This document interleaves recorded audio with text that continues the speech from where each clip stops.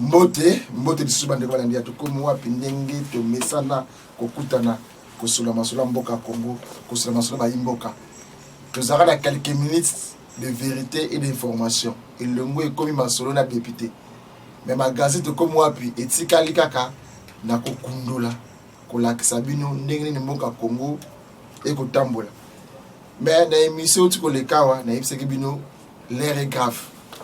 Le lepi mokonzambo na yoka lobia moi l'air est grave ya solo bande konanga tomi batela makambo ya virus oyo ba misusu bakanisa ki banga ba politiser yango ba misusu bakanisa lokuta ndeko za lokuta te toza déjà na 14 personnes na Kinshasa oyo baza interné place bate site wana donc tango yo ozolinga ozala na makambo na yo politique oyo bazo kosa peuple congolais mitali yo okotombe na libulu eza koboma na Burkina Faso ebomi mokonzi munene ya Assemblée nationale. E bande ko ngai. Donc alors tomi batela ko sukola maboko na mai na savon ndenge mokonzi alobi ke be école, be église, rassemblement à plus de 20 personnes à susciter. Boyo ki mokonzi moko alobi déjà bon c'est que ils ont déjà la sensation, ça sent mauvais. De ba Congolais tout bon Rolanda biso, ils ont susuma ba jeté.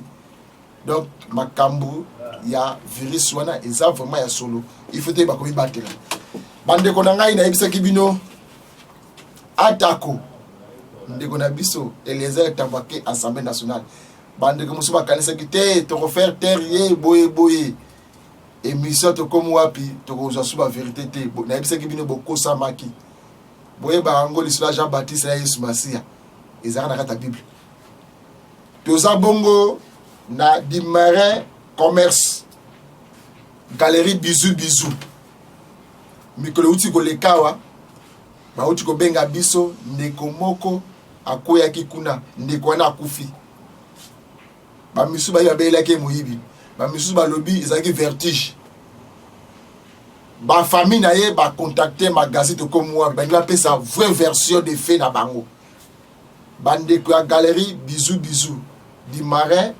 commerce te ba vraie version ndeko akufaki azana morgue nini ebomiye azoki vertige balandaki mbangu toyemoka mitikaki famille na ye ezana besoin ba version de fait mais tant na robela bona ba itendo ikena boyi tango la na ba famille na ye awa na tse bango awa boko ba ko benga po boza makasi na koloba ke wala za chantage to lingite te to zina besoin to yeba kaka ndeko nini ebomaki na kati ya galerie oyo akufaki pona nini mbande ko na ngai toyeba kanini ezoleka na mboka na biso Congo tango bosalaki yango ezeka entre bino bande ko wana na ebisa kabino kosa loba na yo 99 jours mukolo moko oyaka kana mire la matation to yeba dossier elezaki ndenge nini na uta ko expliquer bino makambo ya ministre des affaires foncières Mulonde Sakombi Vallée de la Funa eza wapi oyo bana monga fula na komina makala babenga kabila nga kindibula istem na sewana 265 hectares je crois moto moka bimi o nga mokolo place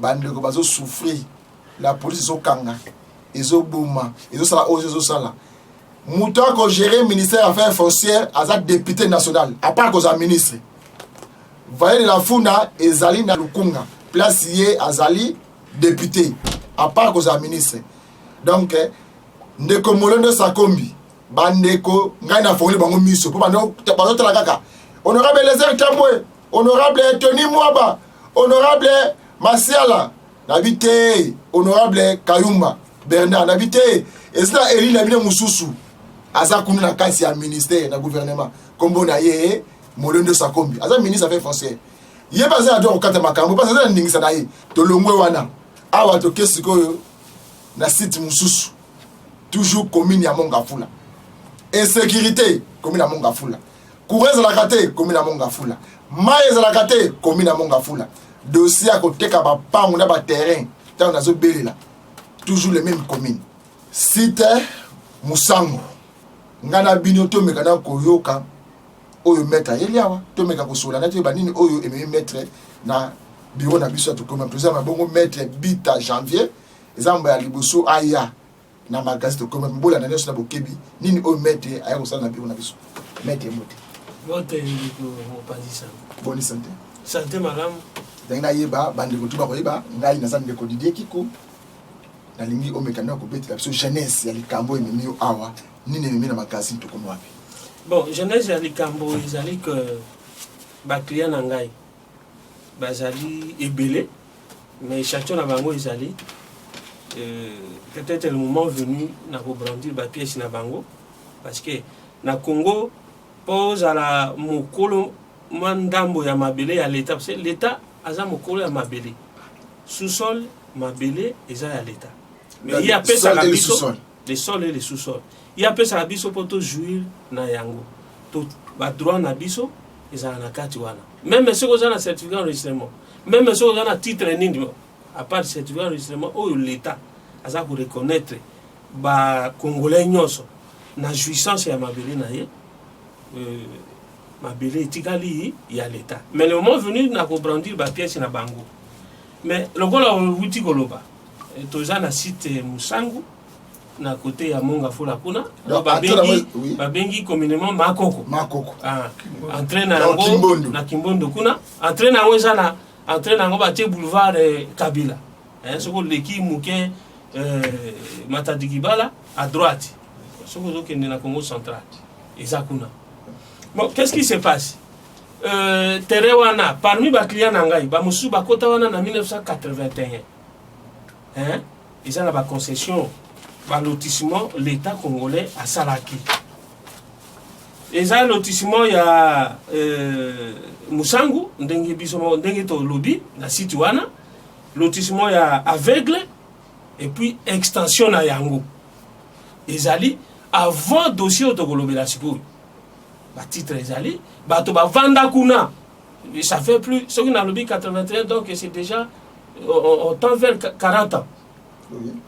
39 ans 40. Alors ba client ngana oui ba vandi wana un jour hein, le 3 février 2015 un certain Guy depuis 1981 depuis 81 2015 oui na 2015 le 3 février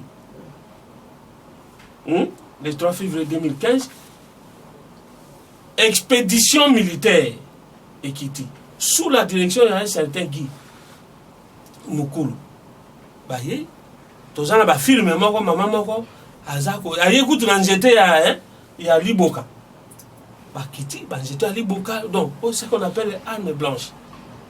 Baye, babandi ko buka banda ko yaba, client nangawa. O ba vandi kuna.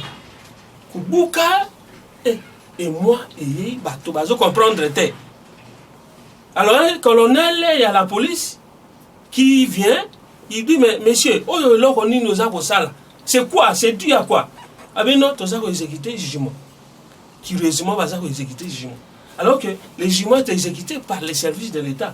La carte tribunal, ils ont ba greffe donc ba bureau oyo ezalaka soko ke ko funda likambo okota na bureau soko bimi wana soki likambo na yo isili soki o gagner procès c'était le bureau yo exécuta ba décision ya justice soki est commis na suka eza greffe d'exécution mais kirema pona ka ya jugement oyo tozana ngo to comprendre à un moment c'est un monsieur un individu qui atterrit avec ba policier ba militaire abandi ko buka bango batelemi baza ko protéger et ba victime mais qu'est-ce qui se passe? Oh non, tous en jugement ezaliawa et condamné bato moko boye de bazali na kati na tanga kombo na bango parce que tozali vraiment jugement yango RC 110 105 balobi jugement wana eza composé monsieur donc société CID CID les a géré. Donc c'est une personne morale gérée par un certain monsieur Koutou Lamouelo. Alors il y a Zali gérant à CID. Bakenda qui n'a procès a fundi bato soki 6 hein. Motali Bosso comme on a Matomina. Motami Balé Lukalambangi Vincent Yami Satou monsieur Nsasa. Mosusu, monsieur Kimbolo Mbuta, monsieur le bourgmestre de la commune à Monga Fola, les partis au procès, on va exécuter. bafunda pe conservateur titre immobilier et puis la RDC. Donc jugement na bango ezali o to benga na ba jargon na biso en cause la CID contre les personnes que je viens de citer les noms. Oh non, ba ko exécuter jugement. Ba exécuter jugement na ba lobi nini? Oh non, mapango oyo ba client na ngai bazali. Ba numéro na ye. D'ailleurs, au fond, ceux qui ont tangi ou bien la boutique là, jugement tango kotanga, on se rendre compte que ba numéro cadastro oyo a invoqué. Oyo que ça ba numéro na ye et que ba client na ngai baza occupé yango. À un certain moment, parce que après vérification, on se rend compte que le numéro existait, métamorphosé yango et commis parce qu'il y a des lotissements attendus avant. Hein? Lotissement aveugle, Moussangouye moko et puis extension aveugle. Et ça a un numéro cadastre, oh, il y a un client qui a un titre, et ça a un carte de certificat, un contrat.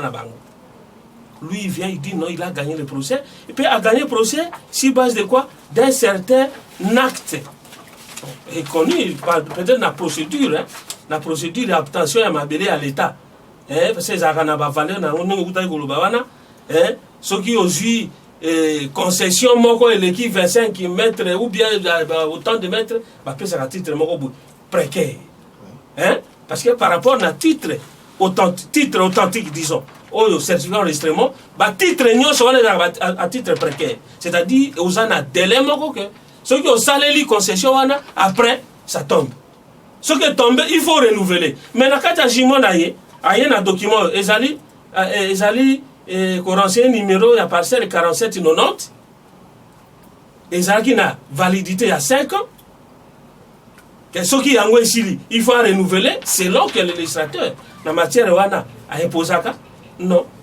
À dater à jour, parce que le procès est à Bango, contre les gens, et Banang en 2015, 2014, pas à jugement en 2015, mais il y a un qui en 87. Hein? Bien après, ba client nangai. Parmi ba client nangai, ba mosu bazaku na ndenge na loba 80-81. Hier, à jour en 87, expiré après 5 ans, à quel procès sans titre, a gagné procès contre bateau. Et ce jour-là, il y a le 3 février 2015, il commence à exécuter ses jugements contre les étrangers dans le jugement. Bateau Bakoufi, il y a 2 mamans qui sont mortes, sur le terrain, et les procédures, le client va se rendre compte qu'il y a une décision de justice, et sur la base de laquelle ça va se prévaloir pour détruire le bilan qu'on a bango, va saisir la justice.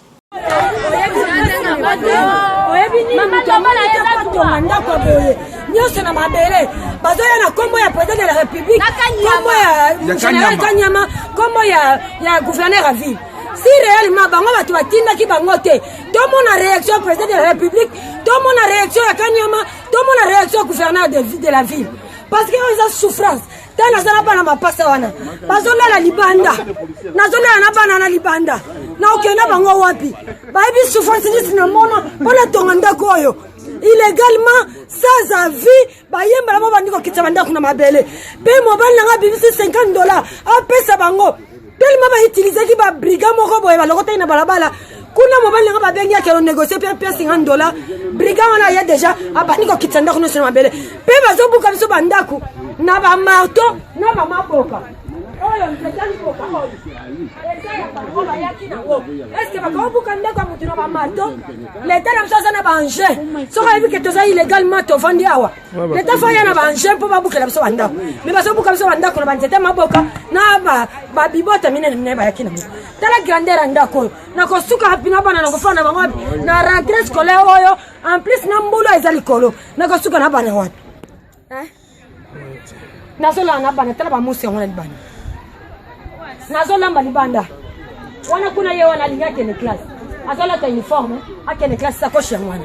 Na ba condition bon. Mboka za ya biso nyonso. Mboka za pona mutu moko te. Bazo sali réputation ya chef de l'état. Hein? Bon ceux qui batu basali soulèvement. Batu atamol na balabala. Réputation zo bébé ya chef de l'état. Bazo sali réputation chef de l'état. À agir, à s'appliquer na likambo oyo. À agir ya kotala ngana bana oyo mapasa na ola na bango libanda. Ok, maintenant, nous avons un message de balai pour tuer les macamongs et Kenda. Tout ça, nous avons un mission, il y a un conflit, il y a un terrain, il y a un site. ba contrat oyo bato bazwaka ezala ba date moko limité donc na habité procédure ni mettre ko bisanga sur le plan juridique et lobini na ba do makambo pona makambo ba titre ba client nanga débat jagunate oui mais na présenter na rappeler yo na présenter ba fait pona koyeba que avant avènement ya jugement parce que le problème s'est posé en 2015 en 2015 le problème s'est posé donc mutumoko doit se présenter na jugement na yewana aye na yango alobi a gagné procès contre un certain nombre de personnes on attendu na bato atangi awa na moni mosanga zate mosanga na zona aluka la mbangi sasa matomina kimbolo Olivier Saya le conservateur monga fula et puis ba conservateur oyo na ba beaucoup mais na makama panga ba usani bon il faut te mettre les points sur les i. Il faut tout ça la distinguer. Hein? Problème c'est que se poser comment? Il y a un jugement qui a condamné certaines personnes. Encore que le jugement est à la vraie. Hein? A condamné Ndegoliezer par exemple. Mais bah il y a exécuté le jugement contre yo. Yo yébité. C'est là où le problème se pose. Donc, tout ça pour informer l'opinion. Tu sais, bah client na yo, banda ba fanda kuna, banda 1981, ba sambate, non, ba zo appel convocation. Parce que tali bangote. Bah yebi peut-être que ba zala na problème na moto. Ba ko pe ko zala problème moto parce que ba fanda wana inquiétude du moko sala matin. Problème e bandi kaka jugement yo bimi. Il a dit jugement et na tribunal ni. Na TGI Gombe. TGI Gombe. Voilà. Est-ce que pour bango ba kata makambo yo bande na bola na bokebi ngala zala nga juge na c'est pas avocat. Mais pour ba kata makambo il faut les deux parties ba kita se ba bien de cette sur terrain. Ba ben ba avocat na yo, ba avocat de ngandi, ba greffier, na ba magistrat ba c'est descente. Est-ce que tangu avoir bimisa oyo ba c'est tous les deux parties. Ba kita kata pour na terrain. Biso to yebi ba parti au procès oyo te. Biso to tanga bango parce que to jugement. Mais boni tango to tuni ndeko gi oyo bande ko buka bandako gi mukulu ngazana bon asa greffier muta non agent greffier te soya bande gi boda ko agent greffier yango to lobite agent greffier te asa rappel na tribunal était bon to yebi vraiment d'où il sort te to yebi te il droit à réponse ezali le quoi toujours ça l'émission so ndeko gi mukulu azolanda biso ayawa nde biso na to découvrir azali nani. Mais après forfait na bango, nous avons mené quand même des enquêtes pour situer. Hein?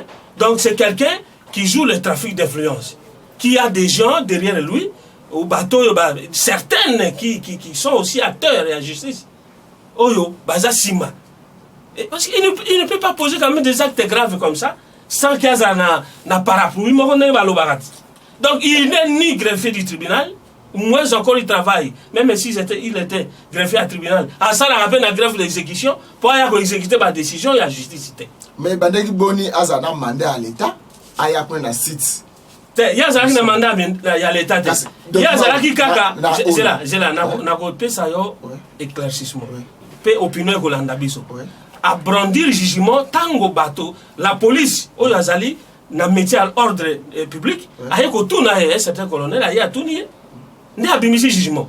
Mais pour la police, la carte tant la police est hier un jugement en tant que qui et puis population il faut faire la mise mais de continuer là. Justement, c'est là où il se pose un problème. Donc un individu qui se présente avec jugement un jugement au nom de tel et tel bon ici pour le jugement au nom il y a CID.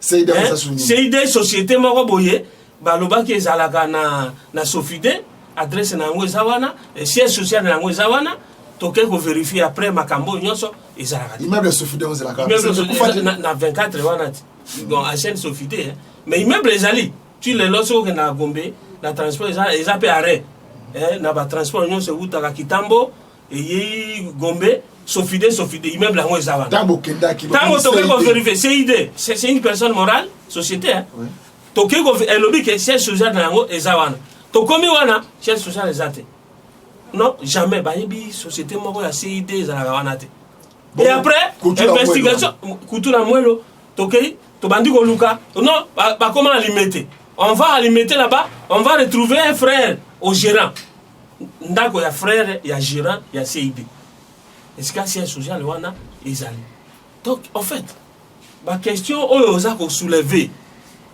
Un individu se présente avec un jugement. Certainement, parce que jugement, moto, n'a qu'à structure et la justice.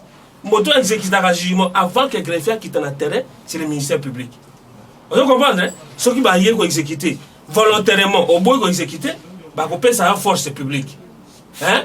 C'est le ministère public qui requiert, qui sollicite.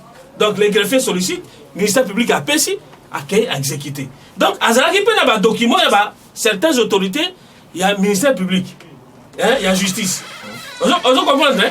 Donc, au fond, ceux qui ont quitté dans le fond, il y a à boire et à manger dans ce jugement ici. Il y a une question dans un individu comme ça qui dans le jugement, il a exécuté, il a greffier, il a kangaïté. Et la police a quitté qui a monté de Gimukuru, il a bouclé à Touni, après ce jugement. Certainement après, il a un coup de téléphone. Parce que la police a allé sous l'autorité du ministère public. Il y a parquet.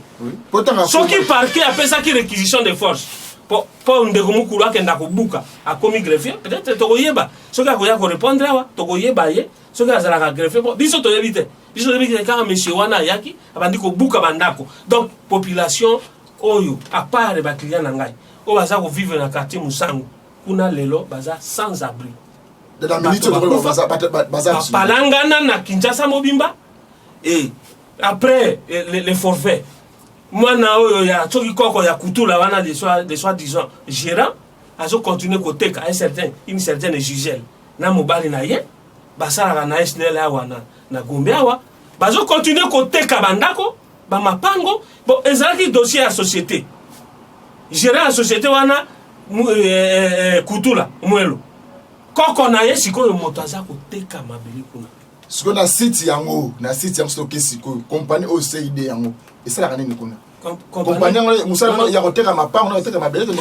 Compagnie ya CID d'abord Moussa na ngo to yebite. Biso to yebi yango kaka tango dimi na jugement. Même ku na cité yango kuna. Et là comment ko ezate? Et là comment ezate? École ezate. Bon, mabele soki azwaka mabele kuna to yebi pe pourquoi azwaka mabele wana te. Trace mon peut-être que azalaka wana atika ba pylône école, to atika pylône to mosala ni na lingaka sala. Exact. Est-ce que vous mettez ceux qui taillent pour le luka bandeko nani? Ba luka lambangi, ba Kimbolo, ba Kimbolo, ba Olivier Saya, na Congo, na conservateur, na ba luka lambango tu na bango na ndeko na ngai. Mais bino bo samba na ndeko.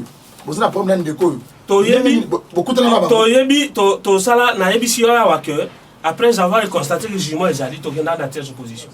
Dans une des audiences ngai moko na zalaki. Bango nyo soto bengaka bango. Baluka lambangi, avocat na bango baza ko se présenter. Baza ko ya. Pour na CID, avocat na bango pe azali. Bazo ya. Mais ce qui poser un acte de procédure, zongi na tongo, makambo changer. Makambo changer. Donc, na bateau yo ba service ezali appelé à ko rendre justice na kati ya makambo nyonso. Donc, so na zo na des maîtres, donc bozo bunda na ba Gimukulu, ba Kutula Mwelo, na ba tribunal, na ba parquet. Yuezan bazasima. Donc mamla zo ba na bona na boke binyo so. Oui. Donc boye na mboka ko na ngokop. Dans ce bête ma solo ya site oyo Vallée de la Funa. Bozo kate. Vallée de la Funa ti le mukolo Vallée de la Funa ayeba na kate. Mais ba bateka mapang. Au lobby mukwata comme le mot mukamate. Mukwata bozo makala. Muta okangisa yo ayeba nite plainte ayeba nite. Tala mboka na biso ndenge ko kende. Na ndenge ko tambola. Ngai na ko belela kaka ministre des affaires foncières Beli alukunga dossier yango oyo bo fongola miso bandeko kache musango oyo baza bato ba voter bino cap 2023 bobo sina te motsa na mitu na bino mais tu continuer oui. Tant qu'on va exécuter jugement biso peut bandi ko travailler to faire intervenir ba konzi ya mboka oyo baza na kati ya matière wana ministre des affaires foncières justice tozongi na justice liboso na lobaki tosali telle opposition les a paralysé na ba action mosusu dilatoire pour que procès vérité et bimate. Mais tout de même toyeko kenda ko saisir un inspecteur pour akenda ko vérifier qu'est-ce qui se passe sur le terrain. Akei asali examen asali mosala na ye vérification a convoqué CID rapport enquête na ye yango na kati ya rapport enquête na ye aza koloba clairement que omoni pro justice yango wana na kati ya rapport wana alobi abengi les parties concernées abengi ba client na ngai parce que na kati ya nini wana il y a une concession eza monene ya client na ngai moko bongambu abengi ba mosusu ba ye concession ya aveugle abengi ba représentant na bango ba ye aba par exemple alobi que baza représenté na ba avocat na bango aye seulement CID ayakite concession Musangu concession Bongambo ba avocat Bongambo ba ye bango ba ye te ba sali examen dans la conclusion un rapport na ye alobi que parce que akende kuna pas vérifier bango ba lobi que baza na concession moko na bango eza kuna tango va vérifier mikanda sur table ba ya ko conclure que il y a alobi que de ce qui précède il y a lieu de conclure que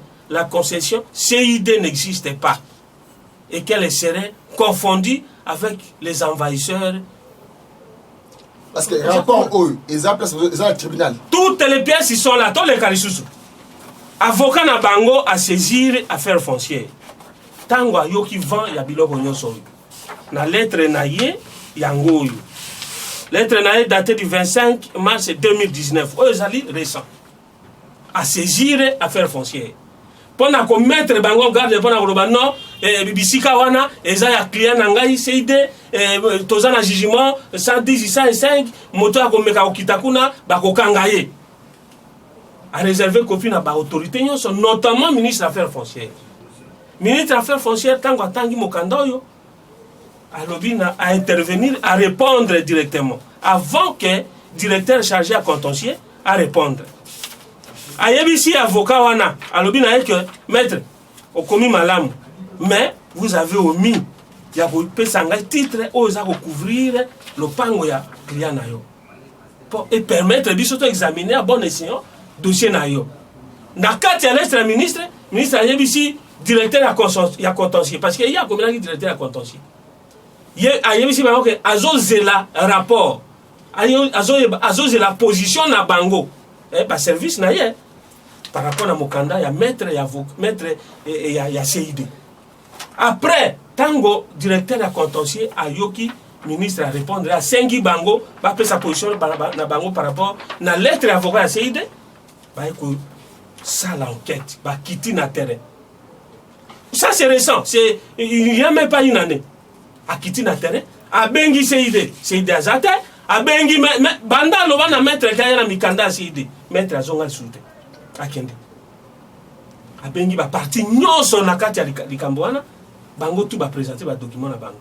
Qu'est-ce qu'il lui dit lui aussi avis et considération na ye alobi que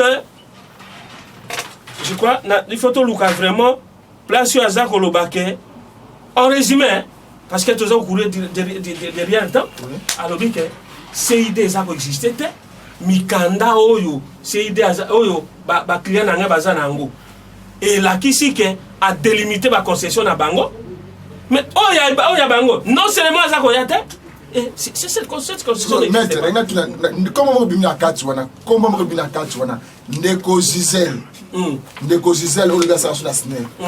Neko Gisèle, azali nani, azali kenini parce que moi d'abord au Congo, yango et boko la dabiso ba. Neko Gisèle, oui. Neko Gisèle azali kokoya Kutula. Kutula mwelo. Kutula mwelo, azana agine. Asa mokolo akoma mokolo. Je ne sais pas ce qui a voulu y na chaîne awa. Parce que c'est lui qui représente la CID. Le CID yango. Mais curieusement. Bon, peut-être spécialité na yango, peut-être spécialité na bango yango wana. Hein? Peut-être yango wana parce que c'est ça que nous vivons. Nous on vivre que azoteke la bateau. Après avoir exécuté ce jugement, na ba condition oyo toza ko dénoncer sikoyo et comme si opération ko teka mapanga. Ko teke la ba juge, ko teke la ba konzi ya parquet, ba généraux, ba pilier. Sont des moutons, toza na ba élément oyo ke moto yo akoti atembe. Na makambo toza ko loba ayawa tokoluka ba SB otia yango RDC Kinshasa mobimba balandango na ba konjo ya l'état ya justice o baza derrière dossier wana na tout le monde na oyo atindaka Gimukulu tout.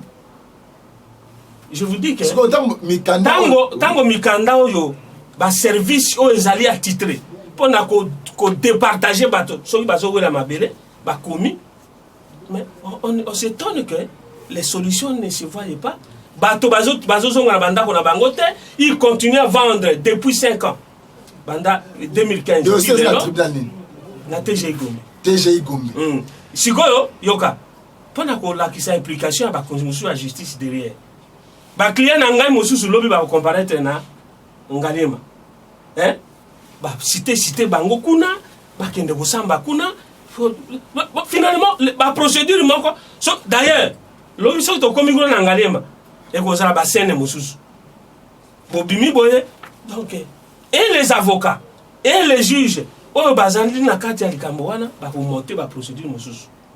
Ok, pour que solution moko e mona na te. Ok, biso ko na conclusion mettre message à souke ça nga ko pesa na ministre de la justice présidence de la République o les a pouvoir ya changement. Ils ont pouvoir o ezaki kalaté que moi na ya papa comme papa na za ya et puis vous avez moi na ya. Ils ont pouvoir les a bon côté. Ils ont pouvoir il y a le peuple d'abord. Tout ça dans l'état de droit.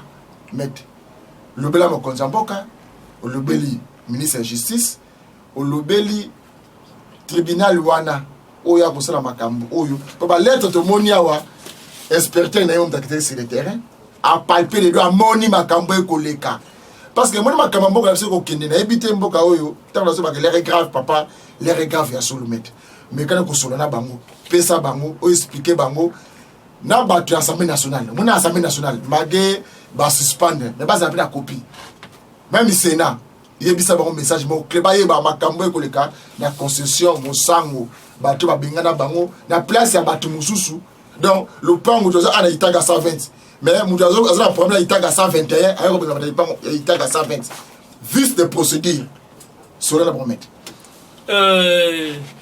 pona mokonzi amboka si alobi que toza na état de droit mais état de droit on a présenté par Chasson. Et ça kotambola te suite na makambo toza kolobawa. Donc on rend une décision contre tel et on vient exécuter contre une autre personne. Yango wana toke na procédure oyo sengi ke soki bozali intéressé na jugement eza ko porter bino grief futé. Bino boya contre jugement wana. Toye na tierce opposition. Dans notre opposition, c'est d'autres démarches où ils ont cadré la procédure civile dans la matière wanate. On bloque. On comprend que ceux qui sont appelés à dire les droits, sont impliqués dans la carte. Bon, justice d'Abisso, ils allaient rendu dans le combo du peuple congolais. Ils allaient exécuter dans le combo du chef de l'État, dans la légalité. Mais il s'avère que la justice qui doit être rendue au nom du peuple congolais, ils allaient rendre contre ce peuple-là. Omoni coronavirus ils ont frappé. Le gouvernement a sali réunion d'urgence. La mesure du président de la République à l'obaki lobby. Ils ont tendre pour protéger la population.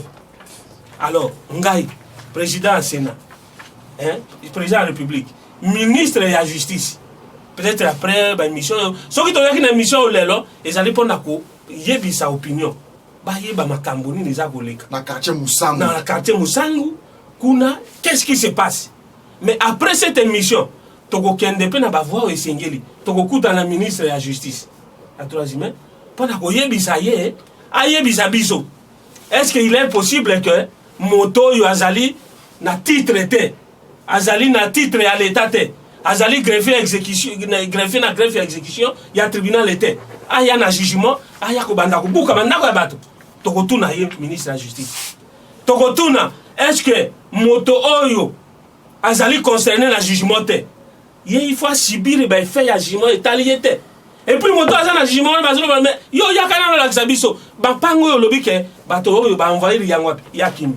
mais ngai ekamusi ngeza nini moi mutu na muki aso ngena tsayo maître ministre oyaza na pouvoir ya koteka ba concession ya kopesa bato ba terrain ministre affaires foncières alabila bandeko wana pona ndima mukani na bino oyo ilanga ba pièces ozo la sake le pango oyo eza ya yone na bisaki bino professeur Mwinga alobi plus de 100 il faut ngai ministre ya affaires foncières na signé mais moto ni ba pièces wana te mais nani azo pesa ndeko na ndingisa teka kama bele bandeko na ngai bolanda bien makambo zo ka bonga biso Congo tokotekela mutu lopango loyi babuki mutu akosomba loyi babuki bota parce que bien bato bozo na quartier Mosango bandeko nyonso tu bozo na quartier Mosango na commune Mongafula boye ba ke dossier eza sérieux donc si bozo fanda wana bozo na document la mabeli na bino eza te tonga immeuble tonga flat un jour obi dank wana o je crois ça kana mais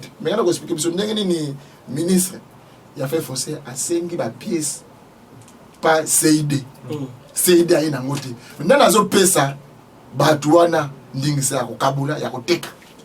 Mais c'est là où on peut comprendre était. Parce que le ministre des Affaires foncières vient de l'État. Donc après chef de l'État, c'est lui. Hein? C'est le département. Le pouvoir est à l'État. Namboka. Après le chef de l'État, c'est lui qui gère le département matière étali affaires foncières. À lobby, il y a qu'à mettre. Au lobby, que le pan on est à client d'ailleurs. Mais il y a biso mikanda, biso affaires foncières de Pesakayi. À disparaître. Exactement. Mais maître, il y a un ministre des Affaires foncières. Mongafula ezana Lukunga. Il y a place à ça s'appelle Eli, député national. Na kati ya Lukunga, Mongafula bisa na kati. Il faut sur la no ibisa et ayi bakena Moussa quartier Moussa on a sur le là battre record. Ben les tene ba ça peut combien ba voter. Bon ministre des Affaires foncières là on a eu ça si quoi années. Oui bisa. Na ko yebisa eboy hein. Na ko yebisa eboy. Lelo le parquet général à Gombe ils ont se battre pour que la vérité ait la triompher dans le dossier. Il y a des mandats d'amener lancés pour que Bakanga Gisèle n'a pas de naïe. Oh, bah, tel qu'à ma belle à bateau, c'est cool. Aza chef coutumier. Yoka. Aza chef coutumier ma belle. Aza kokoya kutula. Muelo. Soit disant gérant ya CID. Hein? Yé moutazo teka c'est quoi? Maintenant, récemment, quel est déranger la population, on a saisi le parquet général à Gombe. Hein? Ministre des Affaires foncières à l'Andabiso. Donc, saisir. Ce qui réellement a sengi qui document, et c'est vrai, tout ça a écrit naïe. A sengi que avocat a CID a payé ça titre. Au bazar nango, au bazar gagner nango procès, au bazar ko kenda déranger bato. A qui m'a kende. Certainement, konji. To bato le bazar ko protéger. Yé ba bombier na sima ba bité ko pesa te. To ba benga ministre to yebite to ba yebisa ministre o le kana de bio ministre tika dossier wana to yebite mais lelo PG ya Gombe na yebi ke ba lancer ki mandat to ba kanga kutula wana nani Gisèle koko ya kutula na mobale na yo o bazo teka mabele kuna ba magistrat mosusu ya parquet ba kei ba botoli mandat wana oh ozoki melo na kati ya dossier wana mandat mené justice est rendu ils allaient exercer na Congo na bato ils allaient ba magistrat ba greffier biso ba avocat tout ça qu'on participer na service public ya justice wana mais lorsque ces gens là bazana kati ya makambo wana alors état de droit chef de l'état lobby c'est vain et que vous avez discours moko creux alors si réellement le ministre de l'affaires foncières a sengaki ba pièce qui avocat wana akomaki aya na ba pièce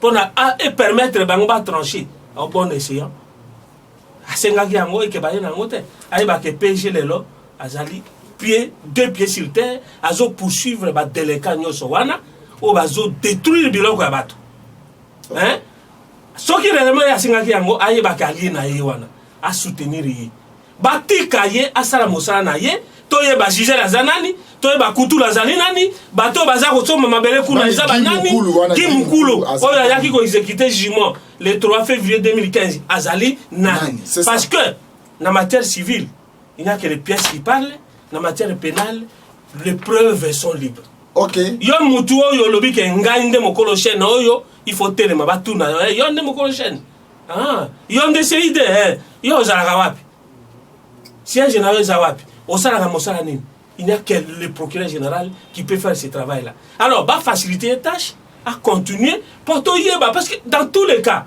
gestion à l'État, ils allaient pour le peuple. Et non pour les individus qui accèdent au pouvoir. Merci, merci, maître. Télévision Zalingonga, tu débordes moi dans mon peut-être ceux qui après mon clomalelo. Merci prochainement pour la deuxième partie de l'émission. Bandero sur la émission Nzela, ils ont qui bongo dossier ya quartier Musango. Musango, ils ont la commune à Mongafula. Anti Mama Koko. Moi, je suis au Kende, pas maire 21. Maire 21, au Ebi, Masula Moussa Ebi. Pas maire 21, comme on a entré, Bata Boulevard. Denzele na mabele, Bata Drapeau na 4-4-1. Sur Mati, Anti Mama Koko, ya moi non? Ok, tu na suka kuna. Place dossier au ya quartier, on a commune à Mongafula, Ezali. Bande Balimba Mona Claire. Babuka bango bandaku ba pia biloko na bango dossier oyo ba ezali na quartier Musango ezali dossier ya batu mususu e ba kiko buka place mususu nde avocat na bango lobi balinga mona bazali ba pièce nyonso nde kona ngai Kutula Mwelo Gisèle Kutula Guy Mukulu soki oyoki ke ba bataka ikombo na la version de fait o ngai fa pas des réponses dans ngai plateau pesa yango depuis le lieu de réponse T. Constitution et bon bébé place wana. Deuxième version. To lia kapé mutu yango elto imokote. So pour lingi débat, na suis mettre na teyao, na ba pièce. Yopé, o ndeko Gisèle, o sa national. O so ndeko Guy Mukulu, o ndeko Kutula Mwelo. Mettre afande yo fandia, bina mi balé. Ba pièce ba plaise aliawa, ba arme no conventionné. Po bilo musu to bombi. To retourna yo to yebi yo comme kuna ndenge nini. Na site wana. Ezaki Guy Mukulu et au Koma Kutula Mwelo. Tu dois comprendre que c'est idéal aux années. Et ça a place plateforme ba chef coutumier deux années. Boye awa to solo liango. Inutile ya ko bengaka o mettre mo ka benga la parquet général. Na ko yate plateau na biso après se mettre sali. Ya ko peut des réponses na a. Bande ko nyonso ba ndeki biso et ça passe na ko yoka makambo o maître bita janvier ou tukolobawa o ezo tambola mboka na biso.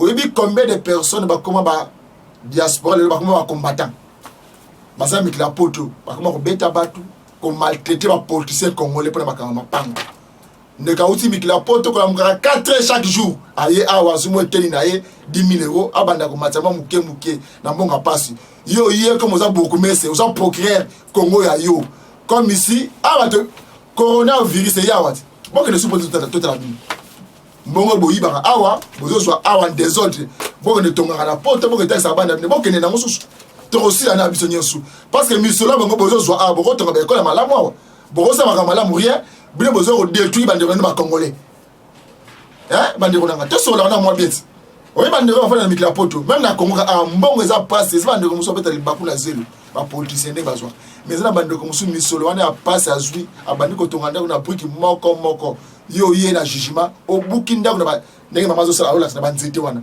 ndaka muto buki lelo oyo so ba biki ndeko na raison ndako wana raison ndenge ni e ko bima yango moko to yo tongele mususu ennemi ya congolais ezaka congolais ba baza cité awa na yoki kombo ya étranger wa terre ba kombo zo bima il faut to ye ba attendre to sala makambo à venir na biso yana yebisa bino congolais nyosi ba ba jour kokufa cercueil barosomba libulu barosomba chaussette barosomba nyonso barosomba tous ces pays ici moko te omona ko mbongo zozwa na makambo sala mabe nde ekosombela liwa okufa susu lelo to okufa lobite bandeko to ba kotela liboso na biso to suki a mokolo malelo tika te kimi akolo nzambe ezala na maboti na bino nde tukute mokolo malelo.